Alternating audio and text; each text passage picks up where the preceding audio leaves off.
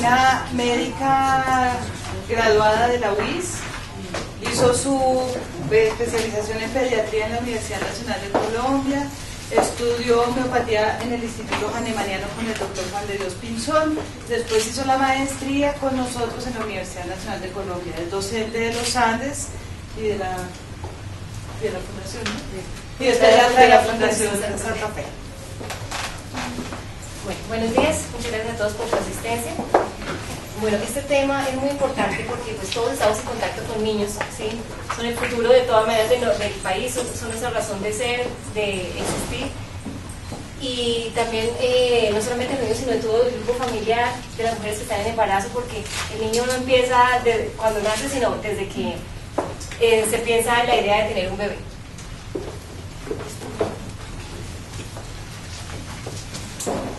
Entonces, en pediatría tenemos muchas ventajas, pero también tenemos otras pequeñas desventajas que nos hace ser más acuciosos en la observación, porque a veces el intercambio verbal es muy limitado, sobre todo si es un niño pequeñito, entonces ahí le toca a uno estar muy pendiente, mirarlo, mirar cómo hace, cómo se expresa, cómo juega, cómo interactúa, si está con otro niño, cómo interactúa con los padres, muchas cosas. Entonces es más el lenguaje no verbal.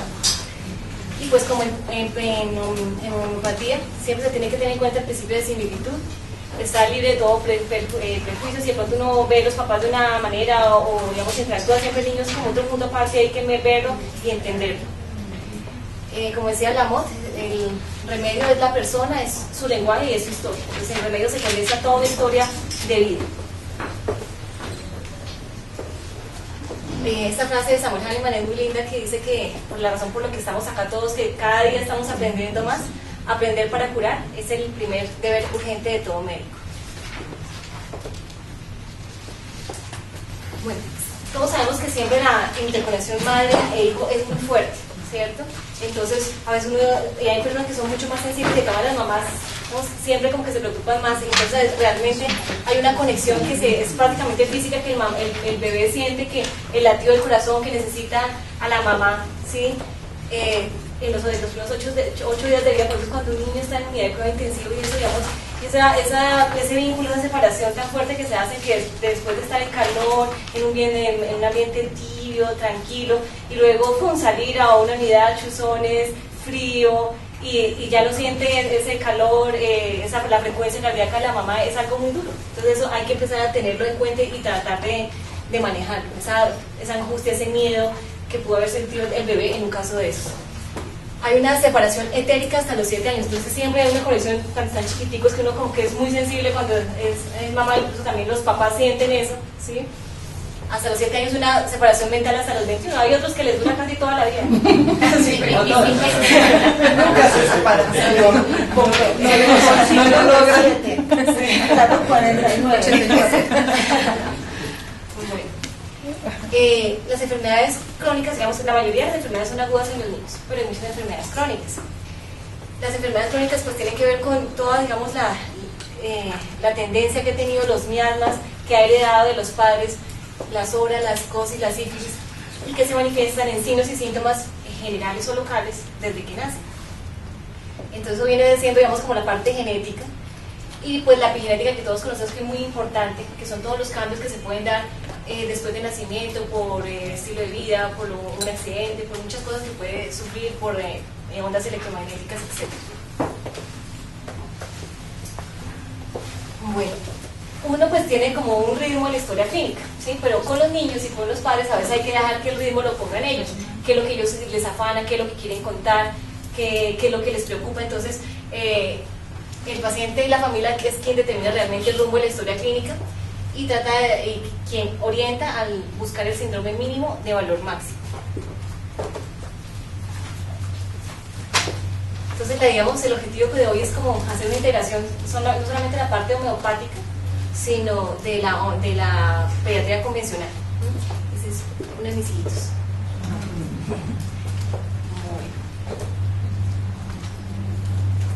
Entonces, siempre que se entra en contacto con una familia, hay que presentarse, decirle quién es uno, qué hace, porque eso le da también pues tranquilidad a los padres de porque cuando a veces van a donde el homeópata creen que de todas maneras le van a quitar toda la medicina convencional, entonces hay que decirle, pues yo soy también pediatra, también trabajo en tal cosa, o sea, vamos a hacer lo que el niño necesita, ¿sí? Es importante también decirle que todos los detalles son muy importantes, porque a veces los papás vienen sesgados a que no es que él vomita y no solamente las cosas físicas, sino dan toda la parte emocional. Entonces hay que explicarles desde el principio de la consulta que es muy importante usted lo que ha sentido y no solamente lo que siente de pronto el niño, sino lo que siente la mamá, el papá, quien lo cuida, etc. Como todas las situaciones de estrés que estén viviendo en ese momento en la familia. Hay que pues explicarles qué es la homeopatía, mirar si ellos entienden, si han tenido algún contacto o no, para saber qué les han dado, porque a veces llegan y uno dice, bueno, voy a darles, ay doctora, pero eso fue lo que me recetó el otro doctor, y uno, Entonces la idea es que uno desde el principio a ver qué sabe, qué conoce, qué le han recetado.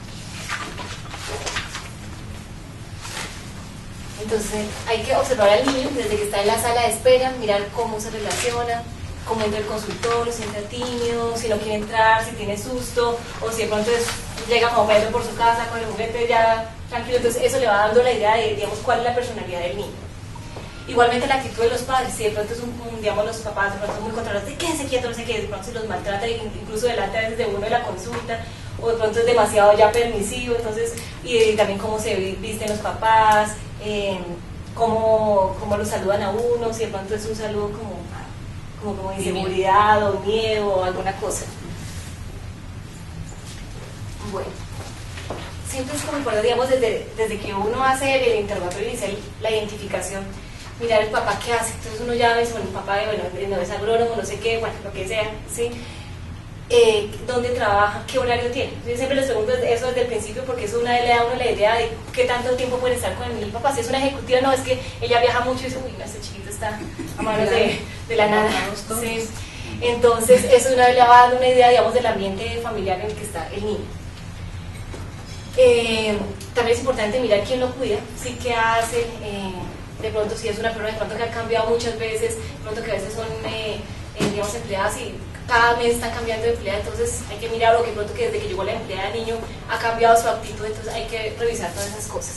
Entonces es muy importante quién cuida al niño. La escolaridad, si ya entró al jardín o no, que sabemos cuando entran desde los 2 añitos empiezan con todas sus gripas ahí a repetición, entonces es qué factores de riesgo pueden haber. Y la ubicación geográfica, si de pronto viven en un sitio húmedo o si están expuestos a campos electromagnéticos. Bueno, entonces el interrogatorio de los papás, entre más pequeñito es el niño, es mucho más importante, ¿sí? Porque se acaba de nacer y todo eso, pues básicamente la historia va enfocada hacia los padres. Y a medida que el niño va creciendo, pues ya se va acercando más al interrogatorio de los adultos. Ya los adolescentes, pues ya es mucho mejor hablar directamente con ellos, a veces un momento con solo los papás, un momento solo con los adolescentes, un momento con los dos, mirar qué conflictos hay, qué relaciones hay. Y pues tener en cuenta que a pesar de que sean niños, bueno, si está muy bebecito, pues a veces incluso el contacto visual a veces es importante, pero cuando ya ellos empiezan a expresarse, tienen 1 añito, 2 añitos, y uno les pregunta directamente a ellos, ¿qué sientes? ¿Qué te duele? ¿Qué te molesta? ¿Cuáles son tus miedos? O sea, el interrogatorio ya va también a los bebés, que a veces, bueno, a los bebés con los niños, porque a veces no se les pregunta, sino que todos los papás, y ya no se tiene en cuenta el niño, ya desde que puede hablar, ya puede manifestar sus sentimientos y sus emociones, y a veces le dan a uno la clave para el medicamento. Bueno. Entonces el motivo de la consulta pues hay que explorarlo, ¿sí? Mirar a ver qué es lo que les preocupa realmente a los papás, porque de pronto uno encuentra otra cosa o uno mira una situación y cree que eso es la preocupación, pero realmente de pronto la preocupación de los papás es otra. Entonces hay que preguntarles qué es lo que a ellos más les incomoda. Cuando se enfrenta uno, digamos, a la enfermedad actual, pues hay que desglosar como cada síntoma, ¿sí? Entonces utilizamos como la hemotrina del lomo seco, en dónde se localiza, cuáles son las modalidades, con qué aumenta, mejora, empeora, las sensaciones, si es posible. Entonces si el niño ya habla, pues uno le pregunta directamente al niño, que son muy chiquiticos, a veces las mamás son perceptivas, sino es que cuando está con frío el niño es cuando empieza a molestar, se pone más incómodo, empieza con el llanto, o como cuando yo lo arrojo terriblemente, entonces el niño está desesperado, o a veces uno nomás examinando les va quitando 1, 2, 3, 4, 5, 6 camisetas. Y el niño se queda en la noche, entonces uno dice, no, el problema puede ser eso, o que los envuelven con un tabaquito y entonces pues el chiquitico, a veces cuando son recién nacidos chiquitos. Entonces siempre buscar individualizar el caso. Y es importante con los niños no solamente tomar los síntomas agudos, sino todo. O sea, el niño es todo y cada momento va cambiando, entonces la enfermedad actual no solamente son los síntomas de este momento de la enfermedad, sino de todo. Bueno, trata uno, digamos, mientras que va sacando la enfermedad actual, sacar todos los síntomas mentales que pueda tener el niño, todos los síntomas generales, los síntomas particulares o los síntomas nuevos que hayan salido con la enfermedad y los síntomas etiológicos. O sea, no es que el niño estaba perfecto y entonces salió al parque y estaba húmedo y entonces empezó ahí con su tos. O fue que el papá se fue de viaje y entonces después empezó el niño con su tos, con su crisis, con su alma, etc. Entonces, mirar cómo eran y qué cambió con la enfermedad para tratar como determinar esos cambios. Bueno, otra cosa en la que uno debe dedicarle un buen tiempo es tratar de evaluar cuál es la personalidad del niño, ¿sí? Entonces yo le decía, bueno, ¿cuál es el genio del niño? O sea, le pregunto no, especialmente al papá, a la mamá, a la abuelita, o sea, cada uno como que va aportando cosas. Acá también es importante a veces cuando los niños son grandecitos uno decirles, bueno, aquí vamos a hablar, tú tienes muchas cosas buenas, tú eres muy lindo, lo que sea, pero a veces hay unas cositas que hay que mejorar, ¿sí? Porque también el niño cuando empieza a hablar todo, una persona si es la primera consulta y empieza uno a hablar todo lo malo y dirá, no, ¿por qué hablan tantas cosas feas de mí? ¿Sí? Entonces hay que como subirle un poquito la autoestima para luego empezar a hablar de esas cositas que de pronto no son tan agradables para los niños, además que los niños se sienten, ¿sí? A veces hacen caras cuando la mamá empieza a hacer eso, yo les miro a la cara y eso y esas, se ponen bravos o hacen, ¿por qué cuentas esas cosas? No, mamá, yo te dije que no contaras, entonces ahí toca ir suavecito, hablándoles, diciéndoles, explicándoles por qué es importante que nos cuenten eso. Entonces, mirar los rasgos del, digamos, innatos, que es con lo que nace el temperamento, que dicen, es que ese es igualito a la abuelita. Sí, definitivamente es que ese genio sí lo sacó del mismo. El carácter, que son cosas que se van modulando de pronto con el ambiente y que tienen que ver de pronto con los cambios, que entró al jardín, que entró al colegio, que tiene un nuevo amigo, que tiene un novio, ¿sí? Entonces esas cositas pueden influir en el carácter y en el comportamiento. No era que era un niño muy dulce y ahora, o de pronto antes a veces las mamás empiezan a tener incluso celos y que estaban era con la mamá y ahora como tiene la novia no terminan en la mamá, entonces se presentan como conflictos. Mirar qué conductas y roles asumen en el juego, con los adultos, con otros niños, en el colegio y en la casa. Vamos a verlo ahí poco a poco. Bueno, entonces, interrogar la esfera emocional es muy importante, ¿sí? A veces consulta solamente por algo orgánico, cuando uno va ahondando en la historia finalmente encuentra que definitivamente es algo emocional lo que al niño le está molestando. Y puede a veces decir, no, el niño pero que se estresa, él está súper bien, él tiene todo, ¿sí? Se dice la mamá a veces también, por ejemplo, cuando una adolescente, no, pero es que el colegio, ¿qué se puede estresar? Y uno pues va a ver y pues hay muchas cosas que realmente estresan a los niños y a los adolescentes. Bueno, entonces tratar de ahondar en el carácter del niño, entonces decirle a los papás cómo escribir al niño, qué quejas han dado los profesores de esos chiquitines, si es que es un niño que lo tan ansioso, si es que es apático, si es que se aísla, o que será alegre y ahora está apático, entonces ¿qué es lo que le está pasando? ¿Qué está pasando por esa cabecita? ¿Por qué cambió? Entonces hay que indagar y a veces los niños no cuentan, a veces hay que tener mucho cuidado con el maltrato infantil, a veces con el abuso sexual, que a veces uno ve unos casos que niños de 11 a 8 años haciendo cosas que dicen, no, o sea, ya no le cabe en la cabeza eso, ya digamos, por tanto estímulo, por la televisión, por las películas.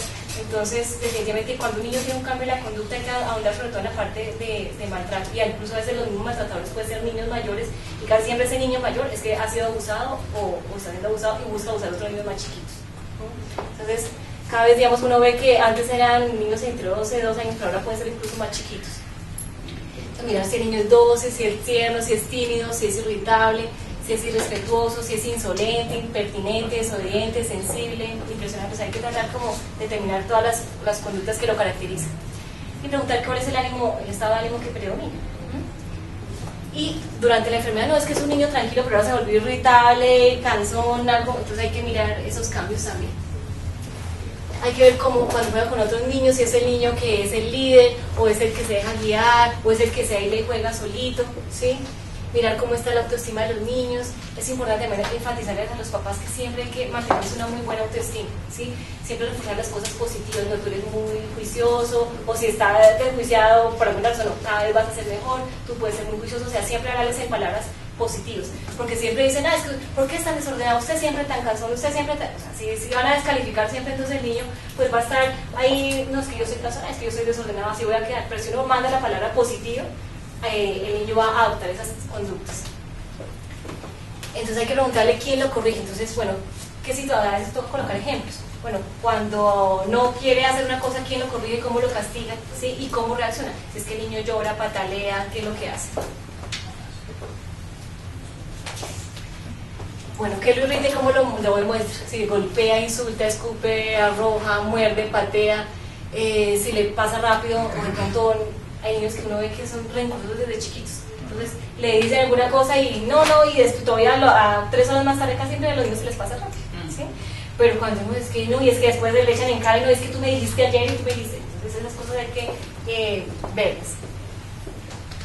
Es importante también mirar la expresión del rostro, ¿sí? Si un niño de pronto luce como alegre, pero si un niño que de pronto luce retraído, que uno lo ve compensativo, como que no está en el planeta, hay que indagar.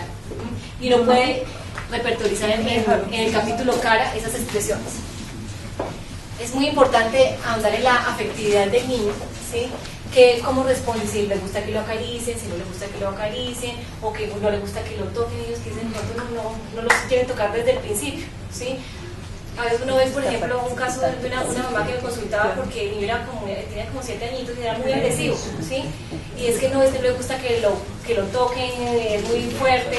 Y entonces ahora, digamos, como en la parte del embarazo, y decía que cuando estaba embarazada había llegado una familia ahí, entonces el papá estaba pendiente de la otra familia y de ella no, entonces tenía rabia guardada y no le decía que la quería ni nada de eso. Entonces él después mirando dijo, sí, yo creo que los sentimientos del niño ya a los 7 años eran los mismos aún de la mamá, ¿sí? Entonces dice, esas cosas quedan plasmadas energéticamente desde el embarazo. Entonces hay que a veces ahondar en esa parte y de pronto como limpiar y sanar esas heridas que han quedado guardadas desde chicos y que a veces ya grandes aún las siguen manifestando.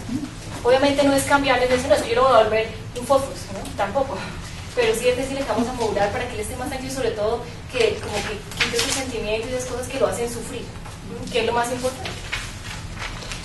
Entonces, ¿cómo responde de pronto al dolor ajeno, al rencor, si son muy celosos o no, cómo se manifiestan? ¿Sí? Si de pronto no, es que la mamá le da un abrazo al papá, ¿qué hace el niño? ¿Sí?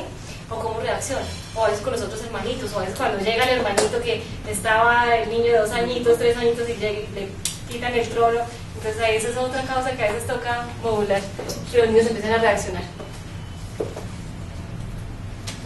Bueno, otra cosa importante es mirar si ha tenido alguna dificultad en el colegio, ¿sí? Entonces mirar si hay problemas de concentración, de memoria, de adaptación, de aprendizaje, y todas esas cosas se pueden repertorizar y le pueden ayudar a los niños.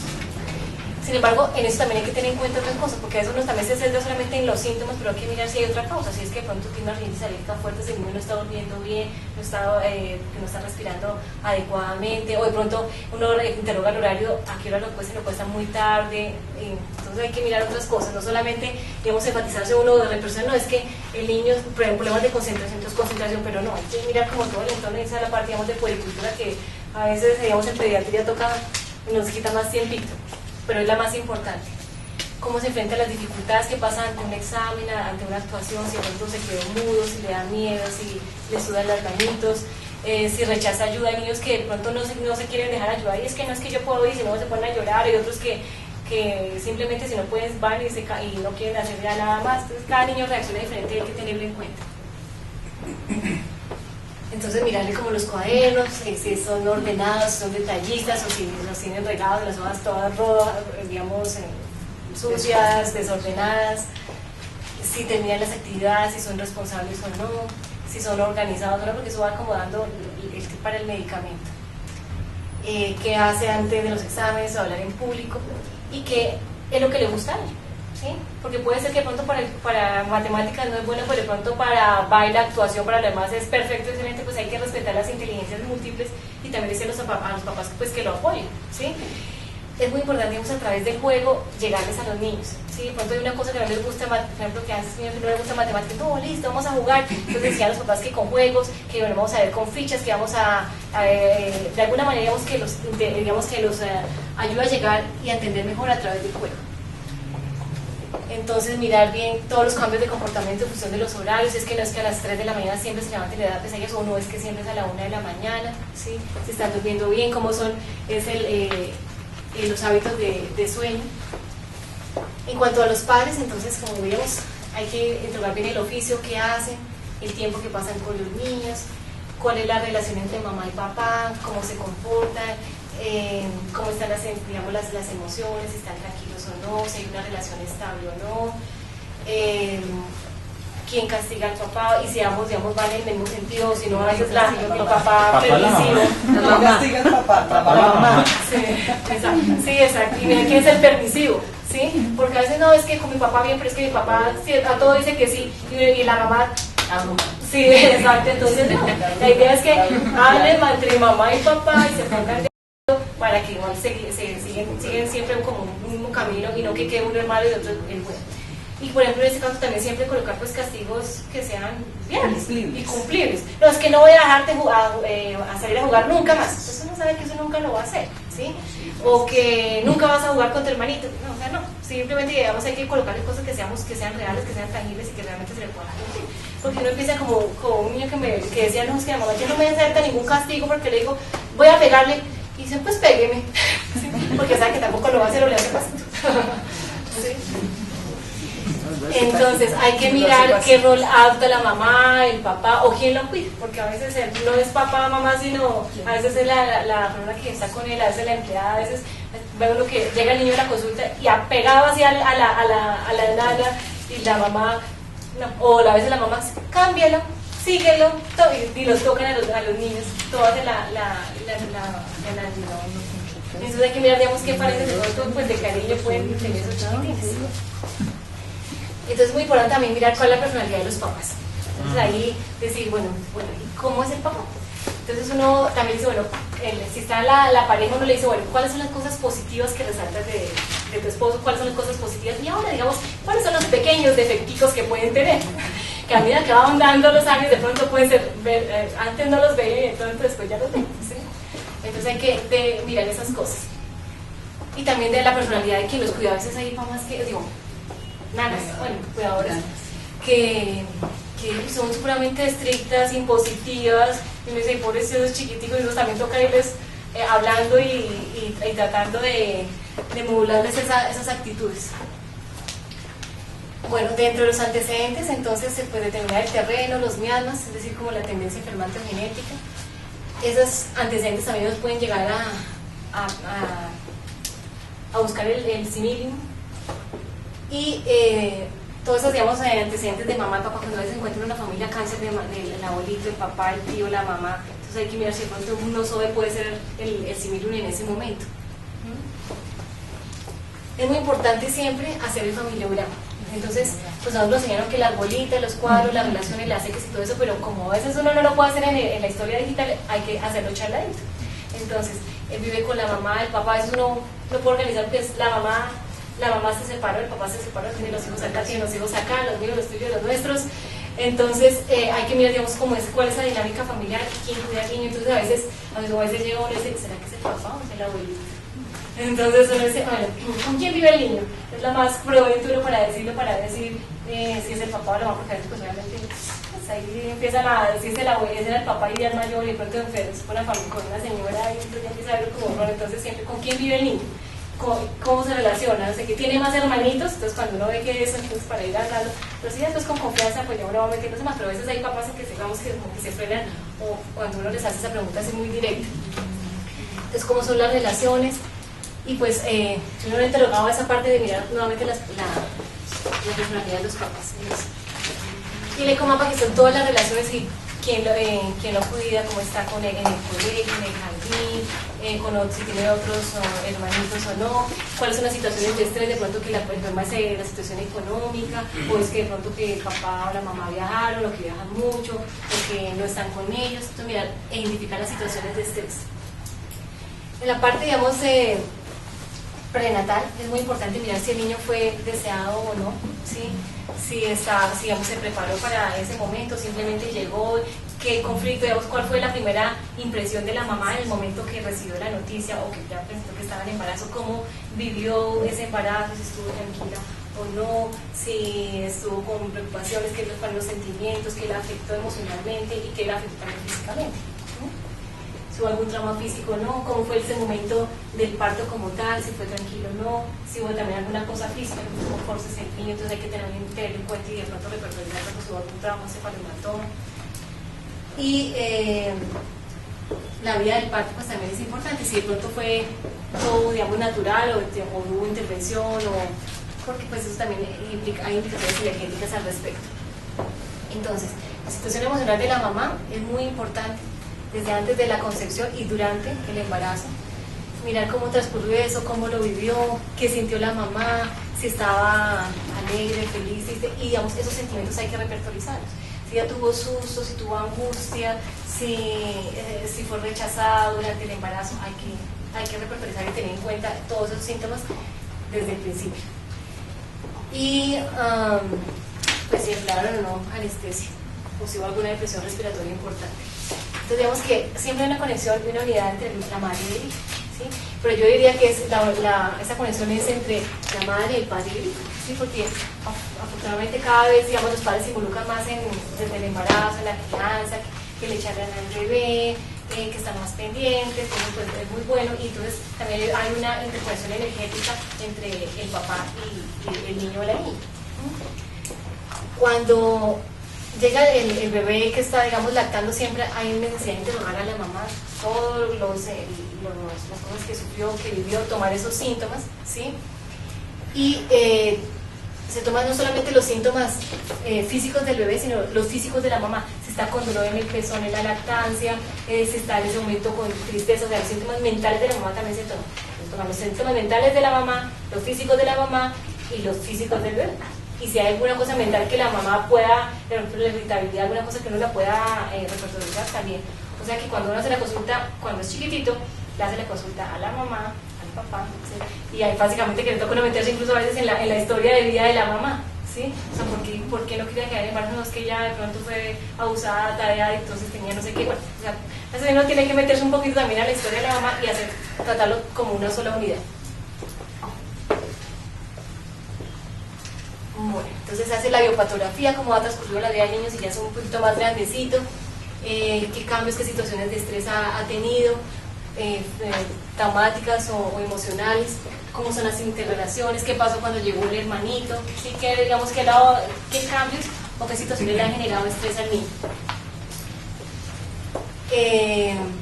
Quién lo cuidó cuando tuvo una enfermedad, si de pronto lo dejaron solo. Bueno, afortunadamente ya en los hospitales ya se quedan con los padres, y eso pues, es muy bueno porque eso les da tranquilidad. Pero digamos, si tuvo algún cambio en especial cuando una enfermedad, o si de pronto después de que estuvo en el... A veces muchos niños quedan como traumatizados, que no quieren ir al médico, que no quieren ver batas blancas, que no quieren ver agujas después de eso. Entonces a veces hay que manejarles esos traumas también. Mirar si de pronto le hicieron radiografía de cadera, entonces también uno, aparte digamos de la consulta pediátrica homeopática normal, tiene que mirarle todas las cosas de desarrollo, de crecimiento, de desarrollo, de tamizajes, el tamizaje láser, el tamizaje de caderas a los 4 mesecitos, que igual es controvertido, pero de todas maneras ha permitido que muchas personas pues, no sufran de ese problema ya de grandes. En qué momento hicieron el control de esfínteres. Y la otra cosa es que no es que yo no tengo porque es que nada que hace popó y chichi en la casa. Y bueno, ¿cuánto tiene? No es que tiene 21 meses. No, pues hay que explicarles que están en proceso, que esta hora, entre los 24 y los 36 meses es que se hace eso, porque es que ellos quieren que ya entren al colegio algunas mamás y que ya haga chichi, popó, todo eso. Entonces hay que también saber a qué edad los niños cumplen ciertos hitos del crecimiento para poder repertorizar. Entonces no le vamos a repertorizar a esa edad que todavía se hace chichi, digamos, incluso a los 30 meses, ahí todavía no se repertoriza eso. Bueno, entonces mirar la parte nutricional, si la mamita está dando leche materna, qué disposición tiene para darle leche materna. Pues unos que vienen concientizados, es que no, yo no voy a dar leche materna porque es que no sé qué mi figura, ni no sé qué, entonces no. Entonces hay que mirar cómo es esa disposición de las mamás. Mirar cuál es el régimen de alimentación, a veces hacer un recuento, digamos, de verdad que está comiendo el niño, porque a veces le dicen, no, el niño ¿cómo come? No, doctora, muy bien, él come todo, sí, ¿con qué desayuna? Ah, pues yo le doy su Milo, con sus Choco Crispies, y le doy su alpinito, se lo mando todos los días, y entonces, y eso es la mayoría, entonces uno cuando ve eso, nada de comida natural, y las frutas, no, como a él no le gustan, entonces yo no le doy. Y además que como yo por la mañana no tengo mucho tiempo, entonces le mando lo que sea más fácil. Entonces, aparte, digamos, de la alimentación, por más homeopatía que se haga, por más lo que sea que se haga, hay necesidad de interrogar y aclarar muy bien. Entonces, siempre incentivar la lactancia materna, decirle a las mamás que la mejor leche es la materna. a veces, últimamente como hay tanta que alergia a la proteína de leche de vaca y que los niños que les da mucho cólico, entonces a veces les quitan la leche materna, siento que a uno no le cabe en la cabeza esas cosas, ¿sí? Y entonces de una vez le mandan el mensaje a la mamá, no, es que su leche le cae mal, ¿sí? O que se pone amarillo, no, es que eso es por leche materna. Entonces no, hay que explicarle siempre la mejor leche es la leche materna. Sin ninguna leche le daña los tobillos a la leche de la mamá. Si acaso cambiemos los hábitos de alimentación de la mamá para que el niño pueda tomar la leche materna, pero de una vez decirle, la mejor leche es la de la mamá. Y otra cosa que es importante desde el embarazo, entonces si trabajan con mujeres en embarazo, es que la alimentación sea sana desde el embarazo, ¿sí?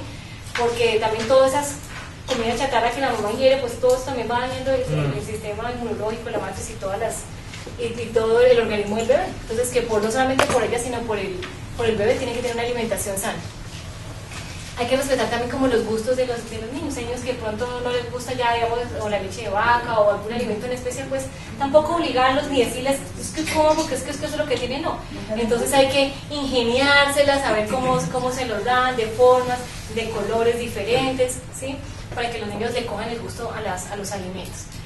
A veces es muy frecuente también otra consulta en los chiquitines es que los que vomitan y vomitan y vomitan, ¿sí? Entonces uno dice, entonces va a repertorizar, entonces vómito en niños pequeños, no sé qué, pero entonces de pronto ni siquiera hay que repertorizar eso, sino hay que mirar, bueno, entonces, ¿cómo le dan la lactancia? ¿Sí? No, es que yo lo pongo al pecho, lo pongo 20 minutos del otro lado, pero como que va con hambre, entonces le doy 3 onzas, bebé, 3 o 4 onzas más de tetero encima.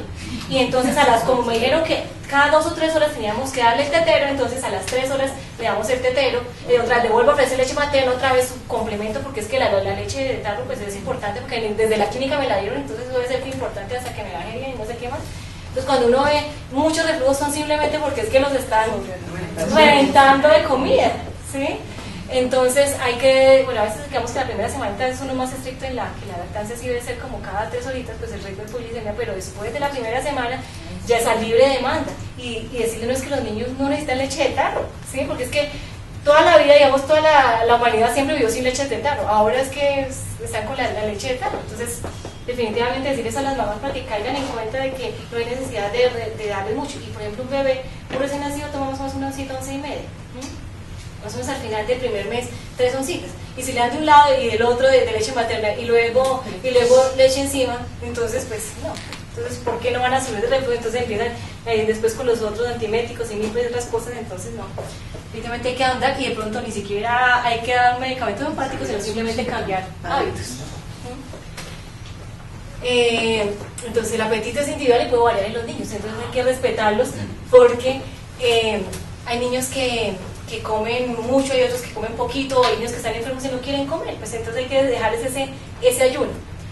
Hay que mirar cómo son la calidad de los alimentos, hay que ver que sean de variedad, que sean llamativos, y decirle a las mamás cambien, porque también si siempre les sirven la misma cosa, ¿sí? Entonces que mira, ahora por internet hay miles de recetas, y entonces hay que hacerlo que sean vistosos. Dar recomendaciones, loncheras saludables, que es otra cosa importantísima en la parte de loncheras, que no le manden comida chatarra, sino comida saludable, y que bueno, enseñarles esa parte a las mamás, y que tengan siempre hábitos sanos en toda la familia. Mirar si hay algún problema de la dentición, que de pronto le haga a uno pensar que tenga por ejemplo, las caries rampantes de los niños que se pueden repertorizar, mirar si tuvo alguna reacción a las vacunas o no, de pronto si empezó después la enfermedad después de la vacunación, mirar cómo están los campos electromagnéticos, si están expuestos a plaguicidas, a humo, si alguien fuma en la casa, mirar qué traumas físicos, emocionales y cómo se manejaron. Entonces de pronto interrogar mucho en esa parte si el niño ha estado ansioso, angustiado y desde cuándo creen que empezó esa situación. Entonces mirar la parte de adaptación al jardín, el rendimiento, las dificultades que hayan podido tener. Y la parte de revisión por sistema, yo casi siempre meto los síntomas generales como para que no se le queden a uno. Entonces la parte del ánimo y el apetito, eso le habla a uno desde la energía vital, ¿cierto? Entonces un niño que llega alegre, tranquilo, que se mueve, que juega, uno está tranquilo, como dicen, que de buen semblante. Pero un niño que llega postrado, de mal color, si la energía vital está muy bajita y los niños así como se recuperan muy rápido, también se los cae muy rápido de ánimo. Entonces hacer toda la parte de interrogatorio por sistemas y la parte de síntomas generales para identificar el medicamento. Si tiene sed o no, si tienen sudoración, si le gusta estar con ropa, libre de ropa, si duermen destapados o no, qué es lo que les gusta comer, qué lo graba, qué lo empeora, cómo está el sueño. Si le tienen miedo a algo, pregúntale directamente a los niños desde que ya hablan. Mirar cuál es la posición al dormir, cómo se ubican, si duermen tranquilos o no, si les da miedo quedarse solos, si tienen pesadillas. A veces no hay necesidad de repercusión de pesadillas porque a veces entre los 2 y 24 meses que empiezan, pues tienen sus pesadillas, simplemente hay que acompañarlos, hablarles, mirar si tienen de pronto insomnio, cambios en el horario. Casi siempre son frecuentes las pesadillas entre los 2 y 6 añitos. Si son de vez en cuando no tienen problema. Cuando si ya la cosa es repetitiva, el carácter del sueño, pues sí hay que tomarlo. Entonces nunca decirles, no, es que no eres tonto, no seas miedoso. No, simplemente hablar en positivo, reforzarles, hablarles con la verdad, darles seguridad, cariño y comprensión. Hay miedos que son más o menos frecuentes, que son los menores de 6 meses a los ruidos, entre los 6 y los 12 meses a las personas, a separarlos. Y entonces no es que el niño es miedoso porque pues tiene 8 meses y entonces no lo alzó la cuidadora o lo alza uno de pediatra que de pronto no ha tenido tanta relación, alguna cosa, pues se pone a llorar. Eso es absolutamente normal. Entonces si ya el miedo es persistente y obsesivo e interviene en la vida cotidiana, se habla que es una fobia, entonces pues ya sí tiene que tratarse. Hay niños que tienen miedo a ser absorbidos por las serpientes o absorbidos por el inodoro, serpientes, monstruos que están debajo de la cama, etc. Hay que respetarles esa creatividad. Y a veces tiene que ver también con lo que ven en televisión, ¿sí? O los juegos de video, o los iPads, o en todos los celulares, en todo que ahora los niños están bombardeados de todas esas imágenes. Entonces siempre mirar cuál es la actitud del niño desde que entra en la consulta, desde que está afuera de la sala de espera, cuando uno le examina, cómo reacciona, si de pronto es muy amigable, de pronto queda absorto con la actitud del médico, cómo interactúa. Entonces el examen debe ser muy minucioso, entonces eso ya cuando uno ya va a examinarlo, ya ha hablado, ya lo ha visto, ya digamos, ya sabe muchas cosas, solamente vayamos como a detallar. Y pues un examen muy completo, mirar si de pronto cuando se pasa en la báscula deja marcados los piecitos, o cuando uno lo toca cómo está la piel, si está caliente, si está frío o no. El examen físico pues siempre tiene que hacerse con mucha sutileza, con mucho ingenio, con cariñito, observarlo y dejarlo pues para el final todo lo que lo puede invadir, mirar la boca, los oíditos. Mirar, pues hacerle las curvas de crecimiento y desarrollo, mirar cuál es la apariencia, los signos vitales y pues el examen físico completo y también mirar cuál es la constitución de los niños. Pues en neopatía sabemos que es muy importante mirar si es una constitución delgada, gordita, de las 4 constituciones, la fosfórica, la carbónica, la flórica o la sulfúrica, ¿sí? Y sabemos que siempre hay una interrelación entre la parte morfológica, de la fisiología, las tendencias a enfermar y el psiquismo, ¿cierto? Y eso lo ve uno desde niño, o sea, uno no se enferma de lo que quiere, sino de lo que puede, ¿sí? Y entonces a veces la mentalidad de pronto del carbónico, así como las rigideces en las articulaciones, entonces así rígido es el pensamiento. El fosfórico es muy flexible, entonces así es flexible también sus pensamientos y por eso de pronto se pueden dar más a los demás. Y el flórico de pronto puede uno no encontrar una reacción digamos adecuada, sino que pues como alterado o distorsionado. Pero entonces esa constitución la ves desde niño y a veces puede ser el medicamento fundamental o en el que finalmente uno termina el tratamiento. Se hace todo el tratamiento y finalmente uno le da el tratamiento constitucional como para sellar el proceso. Finalmente se hace el análisis del caso, se modaliza, se sacan los signos y síntomas, se jerarquiza entre mentales, generales, particulares y etiológicos y se tiene que retener los signos y síntomas que son pues característicos del enfermo y no tanto pues de la enfermedad, sino lo que lo individualiza especialmente. Cuando repertoricemos, mirar los nosodes que de pronto salen ahí, porque cuando un nosode sale en la repertorización es muy importante detallarlo. Identificar el trópico, entonces es que este niño tiene más problema respiratorio e intestinal, de pronto no hay más a medicamentos que tienen más potencia por ese lado. Entonces tener en cuenta también los nosodes, anotarlos, porque a veces puede ser desinhibido, a veces un solo nosode hace maravillas en los chiquitines. A veces uno ve niños que, digamos que unos 2 casos específicos que he visto que le dieron nosodes y la primera vez y después no los volví a ver. Después 3, 4 años más tarde, no, yo es que no lo volví a ver porque es que se mejoró. Yo, bueno, porque después uno sabe qué pasó con los pacientes, pero esos son también a veces maravillosos. Hacer el diagnóstico nosológico, etiológico, medicamentoso, miasmático y de riesgo. Entonces, es que el niño tiene también riesgo de maltrato infantil, que tiene una madre adolescente, que está en el colegio, etc. Seleccionar el medicamento según la materia médica, hacer la prescripción y hacer las recomendaciones pertinentes. Entonces, en los niños, en el momento agudo, hay que iniciar tomas mucho más frecuentes del medicamento. Entonces no se puede esperar a la dosis y al día siguiente la otra dosis, sino que es que se está con fiebre cada 5, cada 10, cada 15 minutos o durante 3 horas seguidas, descansa 3 horitas y vuelve a empezar, ¿sí? A veces al ritmo de la tos, no, cada vez que tenga tos, agitación, sorbito, sorbito, sorbito. Entonces los niños hay que darle forma más rápida porque es que la dinámica de los niños es mucho más rápida. Aumentar la potencia si hay necesidad y entre más pequeño es el niño,